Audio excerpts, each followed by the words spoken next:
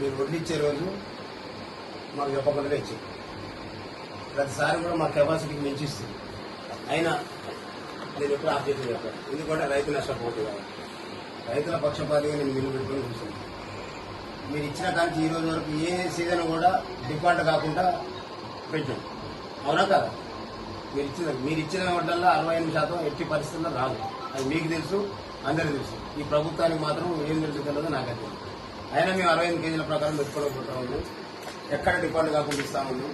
నిన్నటి దాకా మాకు ఒక సింగిల్ కెపాసిటీ ఉన్న దానికి ట్రిపుల్ ఇచ్చారు. అన్ని తీసుకొచ్చి ఆ పదార్థం చేసిపోయింది. ఆయన నేను ఎక్కడ ఆబ్జెక్ట్. తెల్లారి మీరు వచ్చి వాళ్ళ మళ్ళీ పీవీ అని చెప్పి ఆడికొచ్చి ఉద్దేశపూర్వకంగా అవన్నీ ఎంక్వైరీ చేసి ఎవడో కంప్లైంట్ ఇస్తారు 100 మంది. ఇవాళ 4 ఏళ్ల నుంచి ఈ సూర్యాపేట జిల్లాలో ఒక రైతుకు ఇబ్బంది కాకుండా కాపాడుకుని వచ్చింది. మరి మీరు కనీసం ఇక్కడ ఉన్న సివిల్ సప్లై వాళ్ళైనా వచ్చిన విజిలెన్స్ వాళ్ళతో కావచ్చు, ఇంకోవరైనా కావచ్చు, ఈ మిల్లు పరిస్థితి ఏంది, ఈ మిల్లు జెన్యున్గా పెడుతుందా లేదా అదే చెప్పాలి కదా. మేమేం చేయం సార్, హైదరాబాద్ నుంచి వచ్చారు అంటే మరి ఎట్లా? మీకు మేము సర్వీస్ చేసుకుంటా ఎంత నష్టం ఉందో మీకు అందరికీ తెలుసు. అయినప్పటికీ కూడా మీకు ఎక్కడ డిపార్ట్మెంట్ పెట్టిన తర్వాత కూడా ఇవాళ వచ్చి మీరు మిల్లు మీద దౌర్జన్యంగా మాకు రైట్ ఉందని విజిలెన్స్ దాడులని, ఈడీ దాడులని ఇవాళ సూర్యాపేట మొత్తం చర్చ చేస్తా ఉన్నాం. నేను ఏమంటున్నాను అంటే, మేము ధర్మంగా ఇక్కడ అన్ని మిల్లుల టెండర్ ప్యాడ్ ఆ రోజు లిటిగేషన్ 1860 రేట్ ఇస్తారు. ఇవాళ 3 ఏళ్ల తర్వాత కదా సార్, 3 ఏళ్ల తర్వాత మనం మాకు 2200 అమ్మటే వస్తున్నాడు. ఎక్కడ న్యాయం ఇది?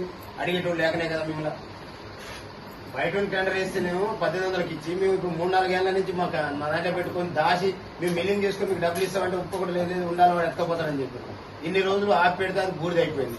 బూడిద అయిపోయిన సరుకు మళ్ళీ వచ్చి 2236 రూపాయల చొప్పున మీరు డబ్బులు కట్టమంటారు.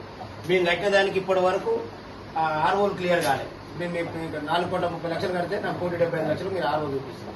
మరి మిగతా 3 కోట్లు ఎవరు ఇవ్వాలి? ఇప్పుడు ఆ టెండర్ వేసినప్పుడు వెళ్ళిపోతాడు.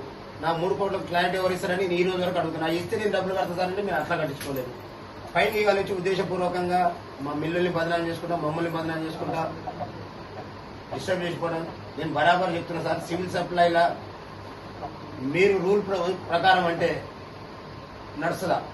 ఇవాళ మేము రూల్ ప్రకారం అంటే ఒడ్డు దిగుమతి అయితే ఏ ఒక్క రైతన్నా కాలు బట్టి తీసుకొస్తుంటా తడవకూడదు. మన మొత్తం వర్షాలు తడిసిన ఒకటేగా మాకు ఇచ్చిపోయింది. వస్తా ఎఫ్సీఐ కాడిపోతే మిమ్మల్ని అడిగితే ఏ ఒక్క రోజు కూడా మీరు ఎఫ్సీఐలో ఒక్క పాయింట్ తేడా ఉన్నా కూడా దిగుమతి కావాలి. మీకు ఎన్నోసార్లు చెప్పాడు, మేమేం చేయం సార్, ఎఫ్సీఐలు మా మాట ఏదన్నా. ఒడ్లు ఇచ్చేదేమో సివిల్ సప్లై.